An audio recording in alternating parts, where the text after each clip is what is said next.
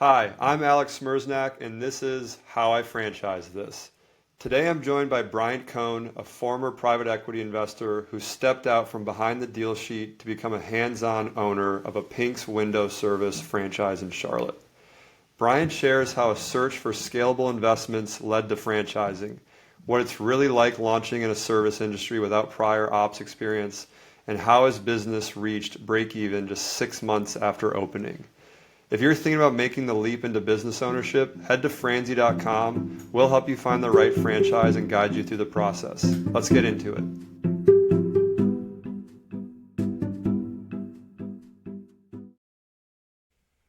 Hi, I'm Alex Smersnak, the host of How I Franchise This, and today we are joined by Bryant Cohen from, wait, I got to do this like drum roll reveal, from Yeah. Pink's Window Services. I got the swag, I'm ready to go. Oh. But real quick, we'll tee it up for you. I'd love for you to introduce yourself, tell us about what brand you're working with and what you do, Yeah. and then we'll go into the story. Oh, yeah, for sure. Well, Bryant Cohen, owner of Pink's Window, South Charlotte, Ballantyne.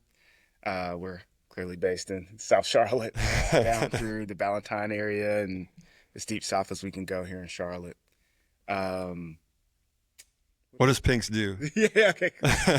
No, so Pink's is a exterior cleaning business, more commonly a window cleaning business. Like we focus a lot on, cleaning exterior, interior windows, but we also do pressure washing. We do gutter cleaning. I did not know that. Yeah, So you do siding and yeah, yeah, no yeah, yeah, way. yeah. We do Okay. some soft washing, and yeah, so we do quite a bit of services to take care of the exterior properties. So yeah. So we'll get into the story of how in the world did you get into a window cleaning franchise, but before that I want to go back to the origin of, what were you doing before franchising? What was life like before Pink's? Yeah, yeah. Life before Pinks was very different. It was not blue collar at all. I was actually serving as executive director of CLT Impact Investors, which is a group here that focused on investing in growing businesses, specifically with talented entrepreneurs who may not have had as much access to capital.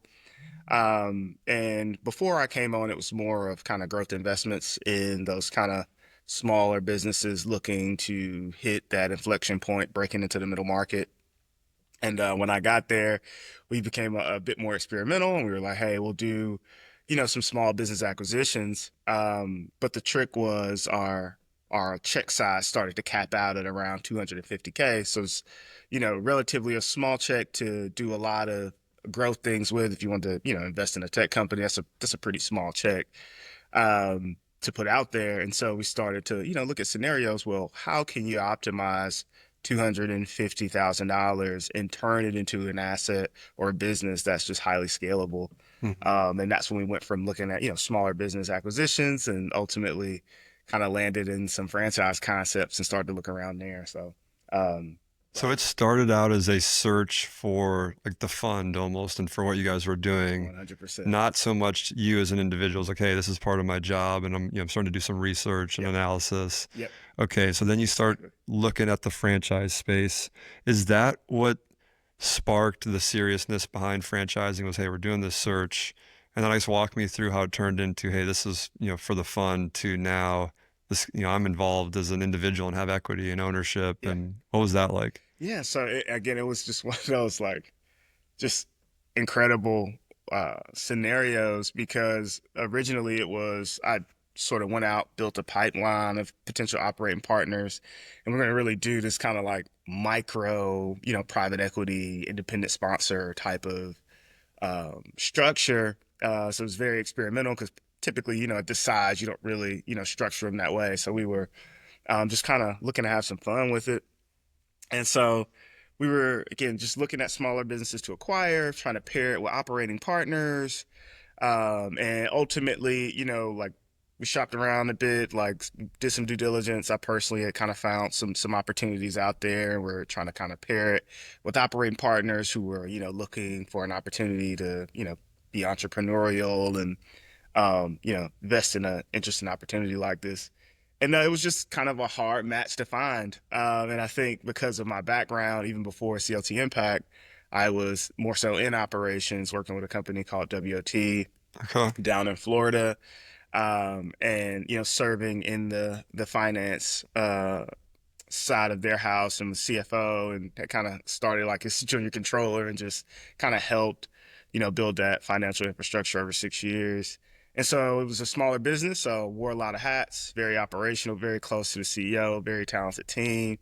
And so they were like, "Oh, you got some operating experience, Brian. So like, what do you think about instead of us looking for an operating partner? What if, we paused on the search because to date, I think done about, well, even prior to my arrival, there's about, 1.1 million that was already invested. And they were like, we'd love to kind of harvest some of that and, maybe, do a transaction with you. But how about you operate it?" And I was like, and that was something I hadn't even, thought about at the time. So uh, I couldn't help but say, okay, sure. I'd love to give it a shot because, deep in the back of my mind, like I wanted to do more deal stuff, but like my heart really wanted to actually run a business, actually wanted to be, on the entrepreneurial side of things. So it's just kind of one of those things that happened, occurred naturally. And I was just like, oh, absolutely. And that's when, in my search, I looked around and it was kind of the option between, some other kind of blue collar oriented businesses in the Charlotte area that already established, already had revenue. We're going to structure kind of seller's note, use a check for some equity. Hmm. And instead, I got a call from a broker, matter of fact. He was like, "Hey, I know you're shopping for, already established businesses, smaller businesses. It's like, you really need to look at this franchise concept." And I was like, How do you think they knew that you were looking for established? I think because they had a friend who was more like pure Okay. business broker who I had a conversation with. And I talked with so many at that point in time looking for deals. And I guess they had a conversation, and I know I mentioned kind of like our check size and kind of what we're looking for. So we're on the smaller end of things. And I think he kind of just connected the dot, like, at that check size, you probably want to look at like low capital intensive franchise concepts as well. Hmm. And then that's when he showed me Pinks, and I was like, oh, whoa, okay, this is sweet in so many ways. And is that where you really started thinking franchising over, an independent business? Oh, 100%. Yeah, 100%. Because we had a conversation about it as, franchising as a concept, because some of the founders over at CLT Impact got a few family offices, individuals who've done a lot in private equity, built portfolios and had these networks. And they just had friends who like had these, massive portfolios of like franchise businesses. And up until, working with them, I did not realize, I guess you could kind of assume, but I did not realize kind of how prevalent it was and just how you could really build something meaningful that way. And so after hearing that, I became much more open to the franchise concepts. And I was like, okay, well, let's take a look, because building a brand is really hard. I feel like if you can give me a playbook, you can give me a system, and I can, try to add value in any way I can and, bring it to a marketplace. Like I'd much rather do that than have to create a brand new brand from scratch. Like that's just years of runway, that you kind of eliminate with a franchise concept, even though you may not start with revenue day one, but you start with a lot. And being six Hmm. months in, it can make a lot of sense for you. I think people take for granted like how much of that, even though some of it might be small, adds up, like figuring out opening the bank account, what's the right business credit card, having to design a logo, having to design a website, having to put a marketing plan together, which channels work, testing all those channels. Yeah, It's like all of these, like in isolation, any one of them, like you and I could figure out and probably go do on our own. But 100%. when you add 100 of those things, like you said, it saves you a year, 2 years, Yeah, maybe 3 years plus of time. And I was talking to another franchisee the other day, and they're like, that the franchisor did a lot of work when a lot of you getting up and running, there's parts that feel easy because none of this should be easy. It's all hard, right? right. Like building it from the ground up is hard, but when there's parts that feel easy, like that's the part you're paying for. Like that's the part where, the royalties get to work and, Yeah, being a franchisee comes into play.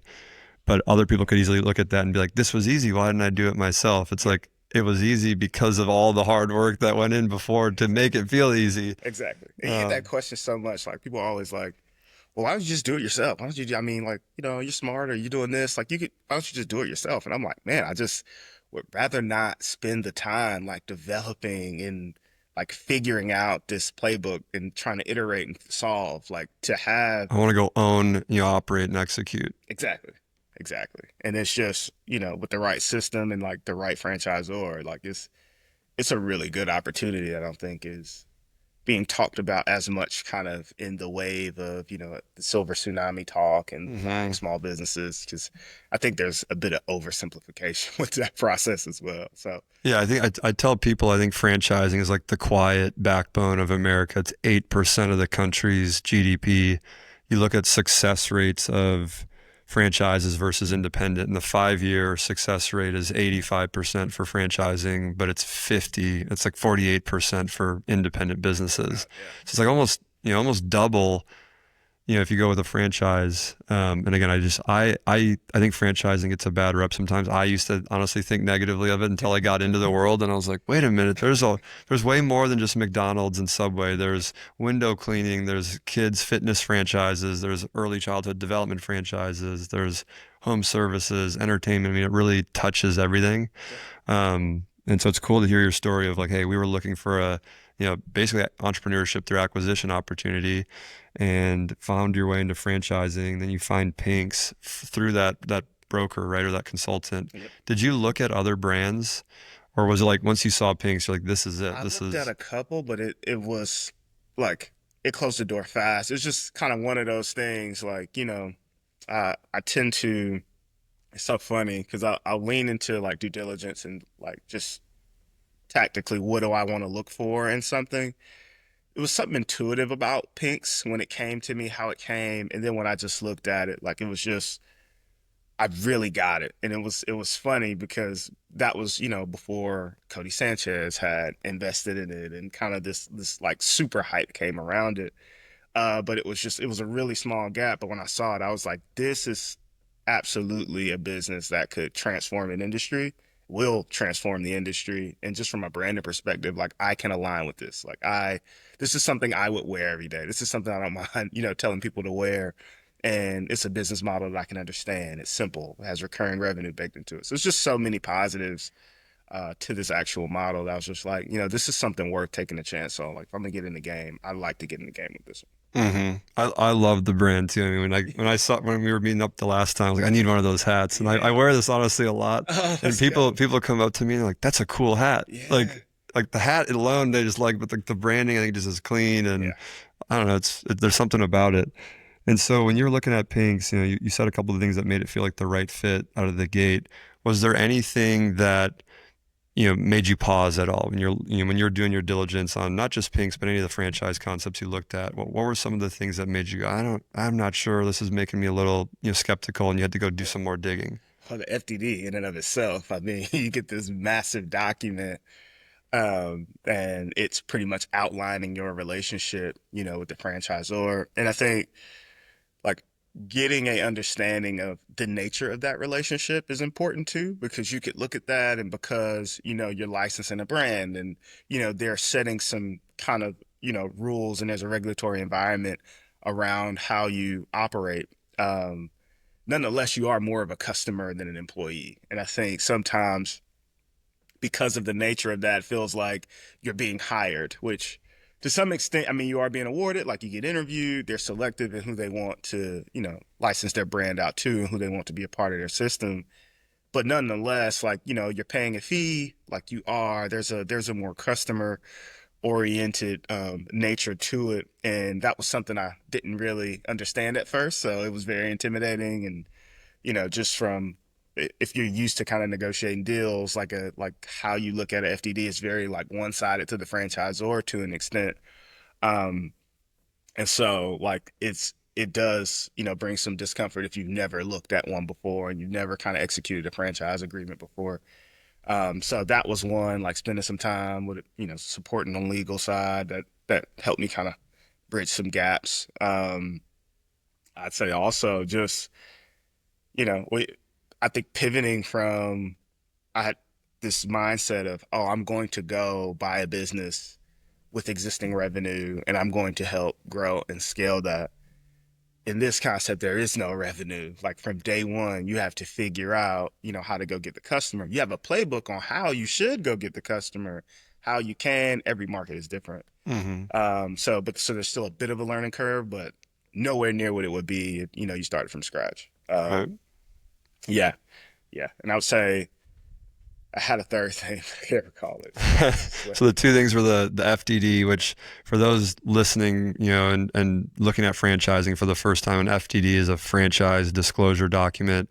Every franchise brand has to have one, and it's a 150, 200 page plus legal document that outlines who the team is, what the brand does, what the investment is, what the revenue is, or average revenue is, if there's any bankruptcy, litigation, territory rights. It really covers kind of everything that goes into the brand. So yeah, I could see having to look through that and figure it out. I mean, it's intimidating. It's a lot, and trying to navigate, each of those for each different business is overwhelming. I hear that a lot from people who are like, I looked at this document and then I gave up right then and there because I'm not going to read this 200-page book and I don't know what half of this means. yeah, And not to like plug Franzi and what we're doing there too much, but part of the reason we built the platform is, hey, let's take all the things from the FDD that are really relevant, that matter, and put it in this clean, digestible, more approachable, more accessible format.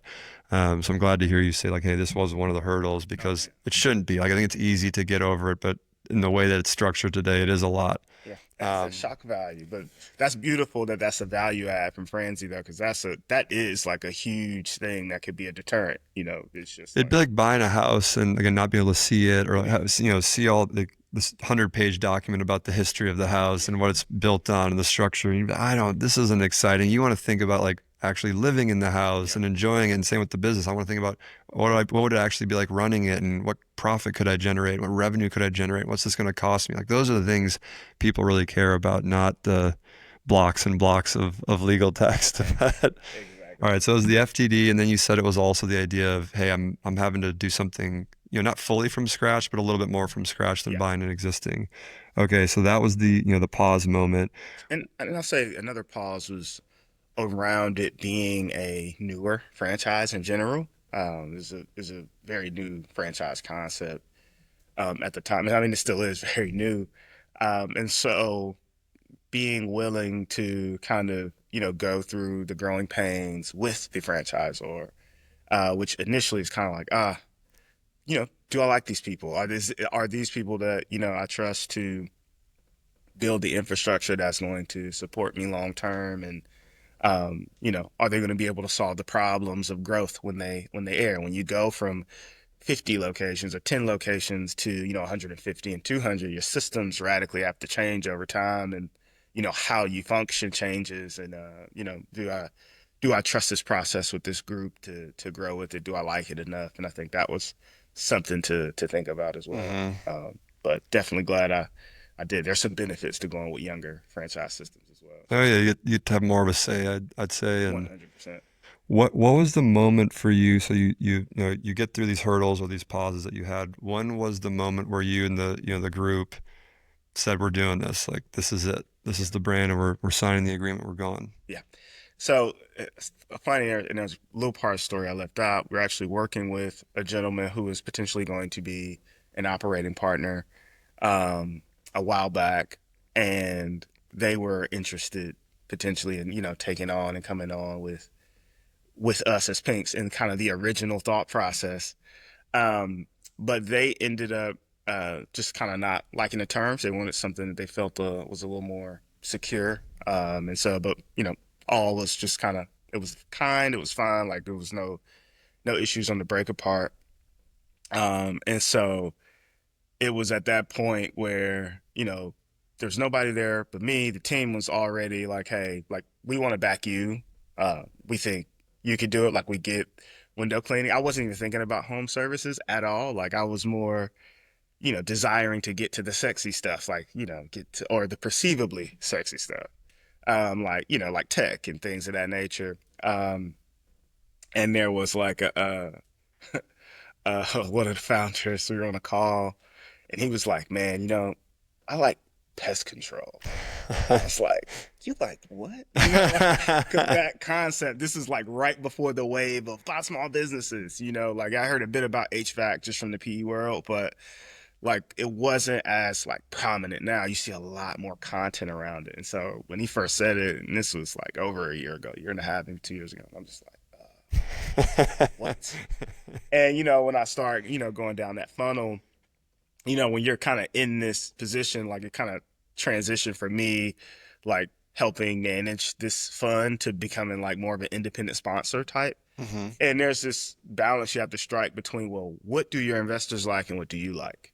Um, and I was like, oh, that's what you like. So I don't know how I feel about pest control, but like understanding why would you like, the unsexy, perceived to be unsexy. Now I believe they are sexy, but these types of businesses in the blue collar world, where there's a recurring revenue vertical and there's more of a maintenance component to it, not purely project based, but something you like a business model around maintaining property in different ways. And so I already knew once I told them about pinks, they were, oh yeah, well yeah, we like pinks, we like that. They like did the research on Resi and saw they do with that one painter. And similar, the same pause was around them being a newer franchise concept. He's like, man, they look sophisticated.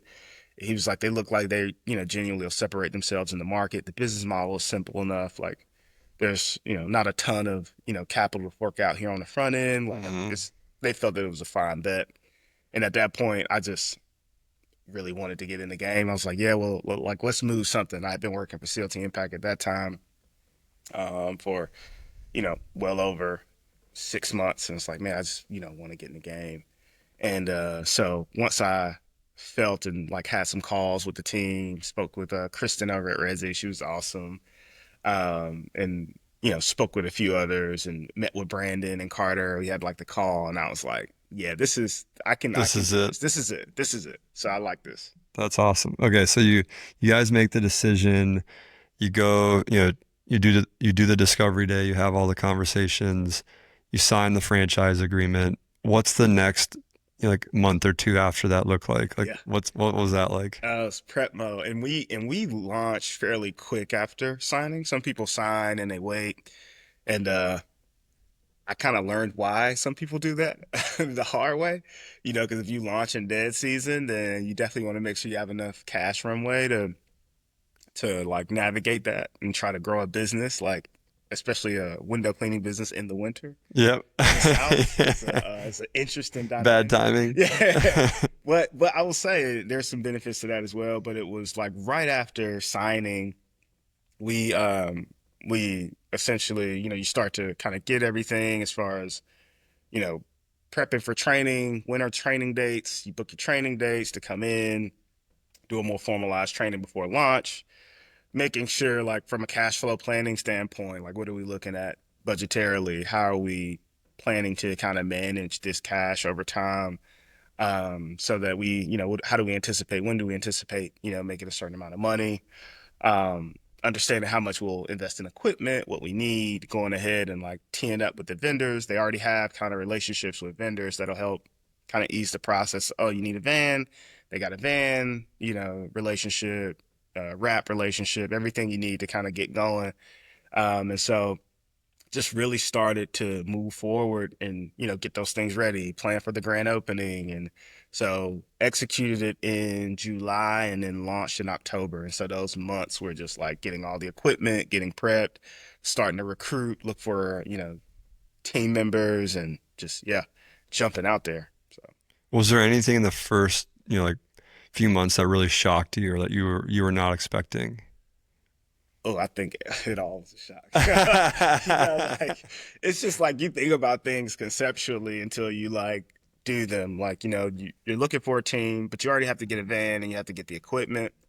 And so if you don't have a team already, there is this gap while you're looking for a team where, okay, well, all this equipment is now at your house. You have to unbox all of this stuff. Your garage is full of boxes. You're figuring out the equipment, putting it together. But this shows you the beauty of a franchise because one thing that Pink's had that was so helpful was they had a that pretty much just outlined like visually videos of how you put things Oh, together, where it goes in your van, and that's cool. it was very, very It's helpful, like adult especially Legos, like yeah, putting it all it together. it was, and it was incredibly helpful because just yeah, like I wouldn't have known what to do. I had no experience in blue collar at all, and so like it's just those things, the little things are just, super shocking. Going through the hiring process, like going through, I mean, using every platform you can think of, from Indeed to ZipRecruiter and, looking on LinkedIn and, going through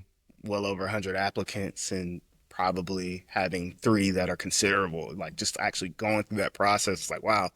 So, talent is hard to find in other industries, but it's pretty hard there as well if you're looking for a certain type of, team member. Um, so yeah, it was a learning curve for sure, but I had a lot of help. So, Quite frankly, that's the benefit of a franchise. was there any nights or like, have there been any moments where like, I don't know if this is gonna work? Like, what am I doing? Oh my gosh, yes. That was later though. Like once we're fully launched, and it's just the winter time and like we launched like right in October, so there was a bit of a good fall season where there was still people looking to get the exterior of their homes taken care of before Hmm. Thanksgiving.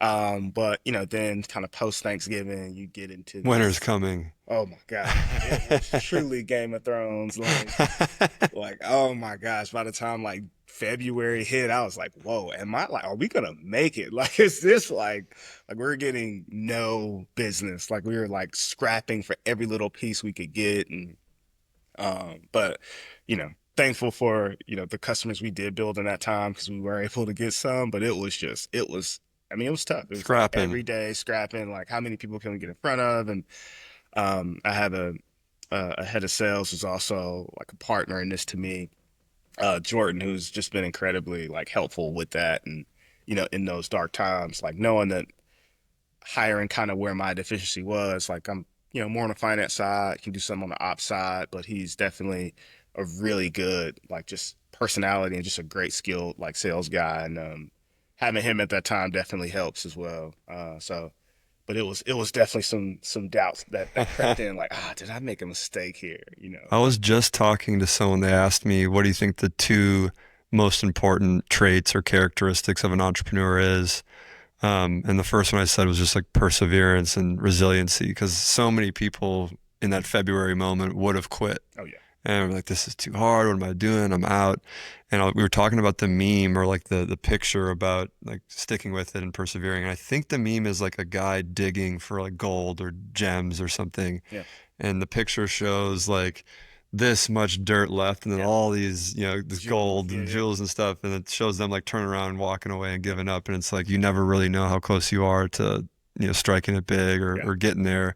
And so you got to just stay around the hoop and stay after it. yep, 100%. So love to hear that you're like, hey, it was really hard. It was, sleepless nights, but Oh we my gosh, stuck with it. And we're still sticking with it.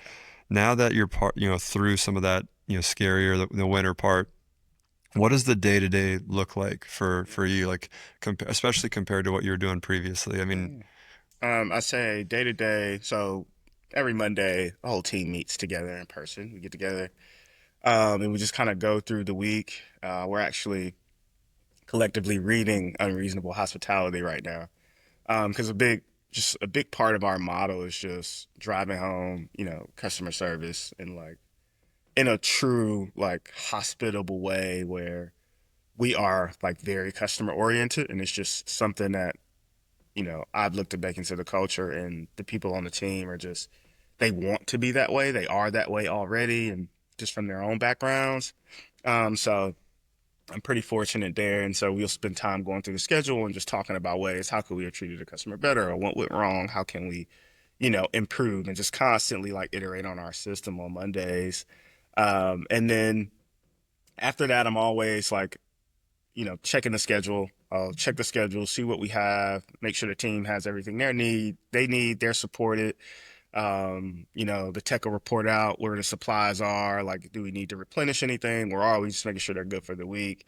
And then Fortunately, I have a team now that's, they're good to go at that point. And if there's anything dire, they can call out. But for me, it's more so, well, how do we continue to, build and work on the business and go, I'm building more relationships. How can we get in front of more HOAs, in front of more property managers, and like, just build relationships, be visible. Like there's Pink's is really big on that. And we've seen the benefit of it, us being around and visible in our uniforms and just like being out in the community and, speaking with people and being helpful where we can. It does result into some valuable relationships. And that's kind of where a lot of the work is. Like, how can we continue to build relationships every day throughout the week, making sure that we're hitting our estimates, our quote, like our goals, just watching the KPIs. And if we're not getting them, thinking about ways, well, what can I do to like help the team? How can I position the team to win? Like I have a team, I have someone in sales, I have somebody, a few technicians to go out and get the work done. How can I position them best to win? And that's just every day kind of obsessing over that while building relationships is the biggest thing. But and it's funny, we're having this talk today, and you have a moment where get like the perfect storm. And so day to days they vary because there's like the perfect storm of, oh well, one tech has the flu, Oh no. the other's part time and can't fill in, and we have a couple big jobs and we're down to, a tech, and it's like, uh-oh, now we have to like figure out how do I get him support. And, even me myself going out Mm-hmm. later on this afternoon, I'm going to Yep. go out there and I'm going to help him get this job done. So there are those scenarios where, it's just you've even built a bench of team and it doesn't work, and it's like, hey, so now you have to kind of step You're the in, last line of last defense. line of defense, so free safety, like it's just like, so you can't let anything get by you. And just being flexible, making sure you're able to do that and never disconnected from that, because the team really appreciates it. Like they do love to, you know, see when, somebody they're working for is out, like working as hard as them. And it always builds camaraderie. So I do appreciate when those moments happen, even though I enjoy working on the business, like those moments where I can kind of get back out there and just like clean a gutter and they're just like, Mhm. oh, okay. That Well, like, it keeps you close to, what your team is doing on a day-to-day basis and what they're going through and what could be better and how to improve it. It keeps you close to the customer. Like we would intentionally, at the laundry business, go work a shift in the middle of the night, here and there and just be like, all right, what's it like to be on your feet 8 hours, folding clothes? And like it creates a level of empathy that I think can easily be put on the back burner or forgotten about once you get comfortable, doing your own thing. And so I like that, you've got to sometimes, go get your hands dirty and get involved in the business again. But finding that right balance is important. I heard you say working in and on the business a couple times. What, if you had to break it down, like what percentage do you think you're working on the business versus in it? I would say I'm on about 80% Okay, and that's awesome. 20%. I've like, That's really good. I'm thankful for the team. Less than a year too, right? Yeah, I got to be honest. It has a lot to do with the team that I have supported me and like how serious they take the work. And I have a technician, Jeff, who does not miss a day. Like he does not trying to jinx him at all. And when he first started, it was me and him like just kind of cleaning together. And at one point, it was just me and him. Um, and he's just been incredibly reliable, and he's built, experience. We've had jobs, and he's just really been able to kind of be a really good anchor for us, like out in the field, and then supporting with Randy and Heather, like just good team members that really take it serious out there, which keeps me from having to like micromanage or like overlook. Of course, you just want to inspect and make sure we're good, relationships are good because we're still a new business. But that's great. And then I have someone supporting, on the sales side, which is fantastic, which kind of helps like when it comes to the estimates. Like if we need, like we're getting our leads coming in and we're trying to convert these estimates, have somebody supporting with that. So that gives me like time to be like, okay, how, like, what's our conversion rates? Like, are we where we need to be? Okay, how can we improve that? Okay, now we've seen, we landed a HOA deal and what it did for us in a month. It's like, well, how do we get more of those? So how can I Hmm. put more systems in place to help us get more of those? How can I put Jordan in front of more of these people? And if I need to get in front of them, how do I get in front of them? And spending that time, I think, is just it's just incredibly valuable. And but I wouldn't be able to do it if I didn't have a team at Yeah. all. I would be very much so in. So Uh, that's the benefit. It's awesome that you're able to do that in less than a year. I know a lot of people looking at franchise opportunities, they get worried about, am I gonna have to quit my job immediately? Is this a, full-time thing? Is it how much in versus on? And hearing that it's possible, I know you're doing this full time, but it's also good to hear that you can work on the business and, do the things that help it scale and grow without having to be in it for 2 years before you can do that, or a year before you can do that. I think hearing that that's possible if you work your way out of it and you put in those hours in the early day to free yourself up like that and find the right team, and a good team is a big critical piece to doing that. Oh, 100%. Is there anything, you got through the cold, scary months? Is there anything that you guys have done that have unlocked growth, recently that have like really, gotten you into your guys' stride from growing the business? Yeah, I think there's been a few things. I think I can't remember the LinkedIn post. I want to recall it so bad because it was really good, but it pretty much laid out the four options of um, you know where how you grow your business from a just like generating lead standpoint, and how do you get more potential customers in the door.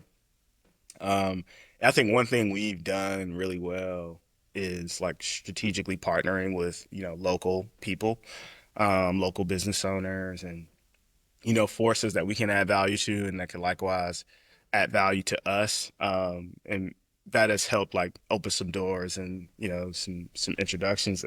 I'll be honest, a piece of advice that you've given in one of our prior meetings has helped a lot as well. You're like, hey man, if you can get in those Facebook groups. So we've gotten a couple, and I mean, we've probably, scored about 12 jobs off of a couple of Facebook Let's groups, go. That's so awesome. so get to give you your flowers right here on the podcast. But that does help. But uh, I would say, yeah, the leads are working. Going back to the franchise system, I want to take. There's a lot of credit I could take, and there's a lot of credit I can't take. And when I say I'm like referring to our team, Hmm. because Pinks has done a great job setting the tone from a branding standpoint. As far as how we do digital outreach, it's been effective.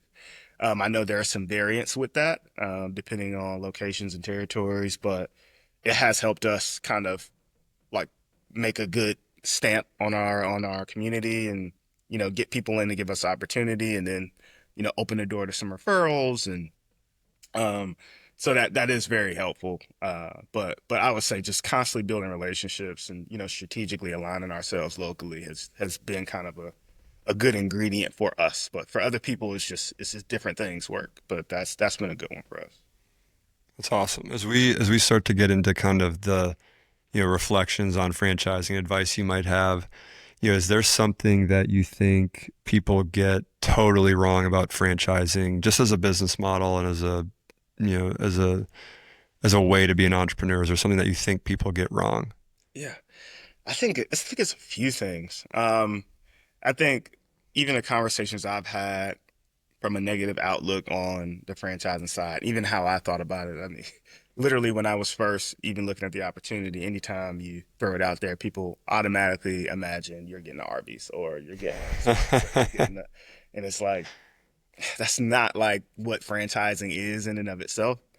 And I think there's this thing about the royalties as well. It's just like, well, why would you pay royalties when you could just you just build a brand, you just do it yourself. And I'm like, man, I don't know if you've ever tried to build anything from scratch, like with that, dialogue. You got some entrepreneurs who are built for it though. That's just Hmm. who and what they are.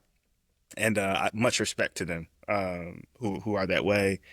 But there's a lot of value in paying a royalty, especially if you know, and again, I can't say for all franchising concepts because I don't know like what their what their levers of control are. But, we have a little more flexibility in how we price. Like we have our clear-cut services, we have a foundation of how we price, but because of the variance in markets, there's a bit of flexibility on, just kind of the estimation side based off of, where you're actually operating and working. And so like having the ability to price, like you can make the margins make sense. I mean, if you're delivering a quality service for that royalty, you're getting a lot. Like with that system, with that support, me being able to just, call in when we just run across a problem that I don't know, I haven't seen. I have a headquarters of individuals that I can reach out to Mm-hmm.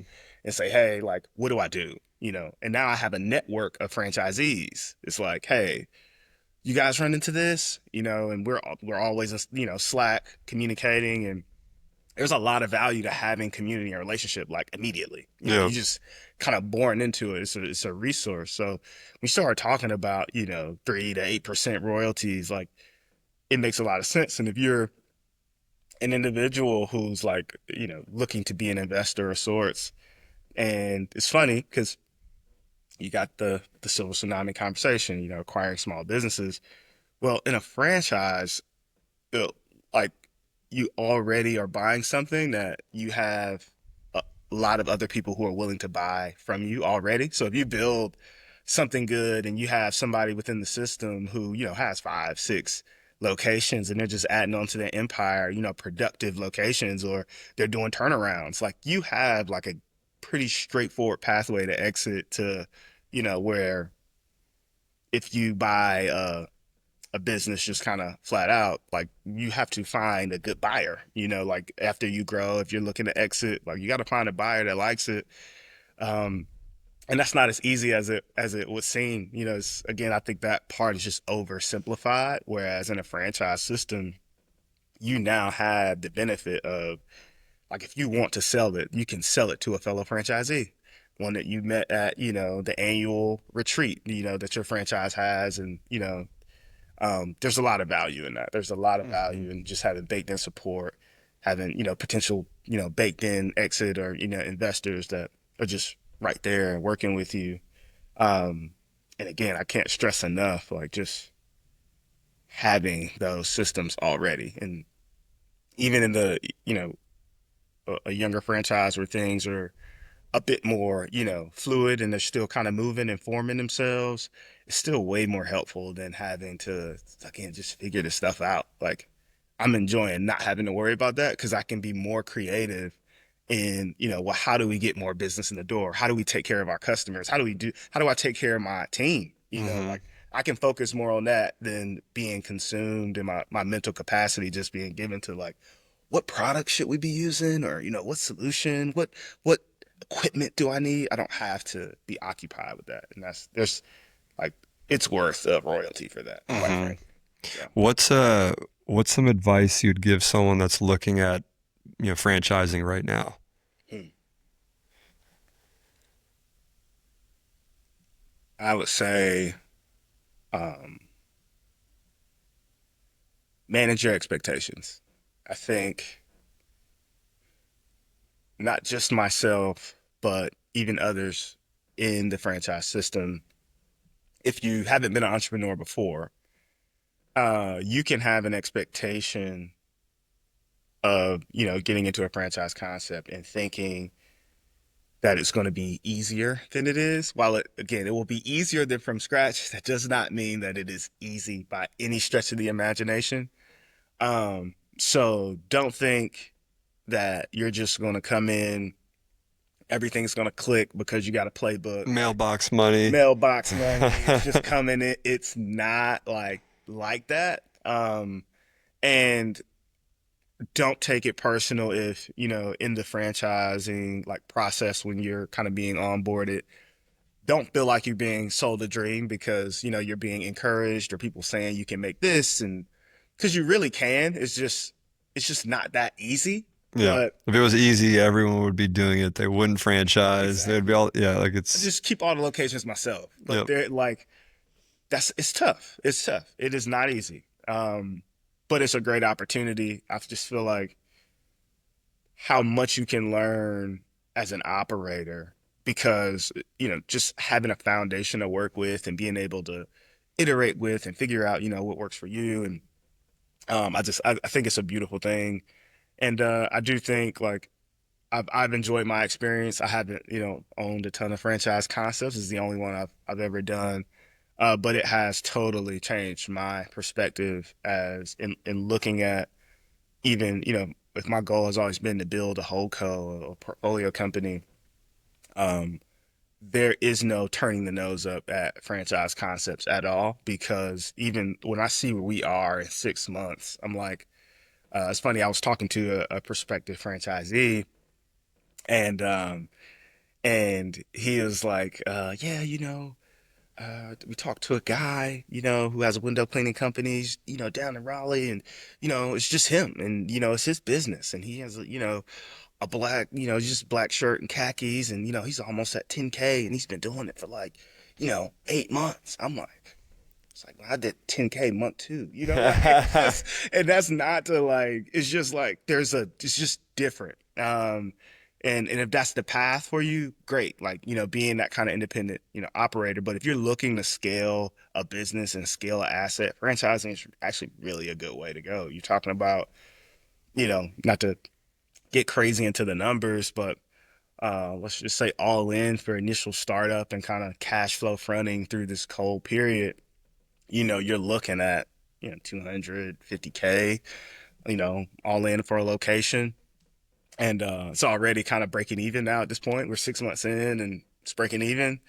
And so, kind of, it's actually about to drift into profitability even more so. And so when you see that, it's just like, okay, the J curve in an opportunity like this, it always exists, but can remove some of the depth to it and can, really start to turn over that leaf pretty quickly. If you want to return like that 250 can turn into a business with 1 million in revenue pretty quickly. I mean, there are franchisees who are barely a year in and they're at like 200,000 in annual recurring revenue.